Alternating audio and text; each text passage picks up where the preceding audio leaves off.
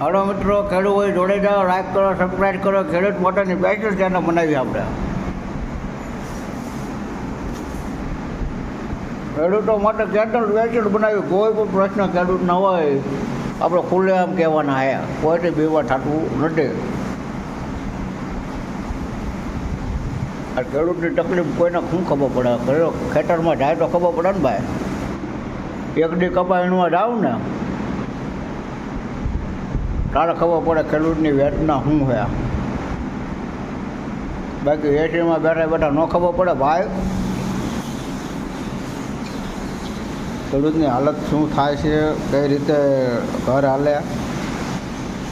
મિત્રો, ચેનલ આપની સબસ્ક્રાઈબ કરો, લાઈક કરો અને શેર કરો. ખેડૂતની વેદના ભાઈ હકીકતમાં રિયલી. હું એક દી કપાવીનો ગયો તો બપોર સુધી પગ જલાઈ ગયા, પેટ દુખવા માંડી, માંદા જેવો થઈ ગયો. કારણ કે હું ભાગ્યું આપી દઉં છું પણ ચારક તોય દાડિયા જવું પડે. વેકેશન પડે હું રાખીશ.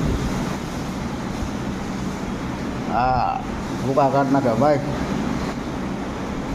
સાવ ચારક વાડિયા ખબર પડે. એ અંધારામાં જ્યારે પાણી વાળતા હોય ને ભાઈ ત્યારે ખબર પડે આપણને. એમને કંઈક જનાવર નીકળ્યું હોય તો એમ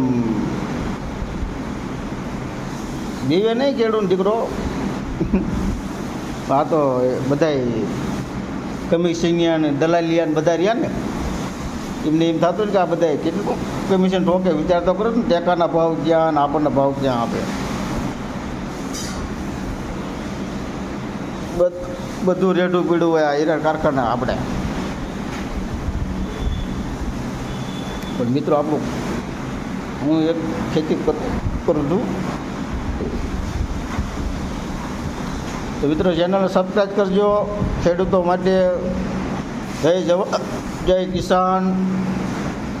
આ વિડીયો ગમે તો લાઈક ફેંકી દેજો મફતમાં. અને બધાય ગામડે ખેડૂતોએ હક કરવાનો થોડો. કોઈથી બેવાન થતું નથી. કારણ કે આ દેશ કૃષિ પ્રધાન દેશ છે. જે દેશની જે શું કહેવાય અર્થવ્યવસ્થા છે એમાં આપણી ભાગીદારી છે. રાજકારણી અમને ન ખબર પડે.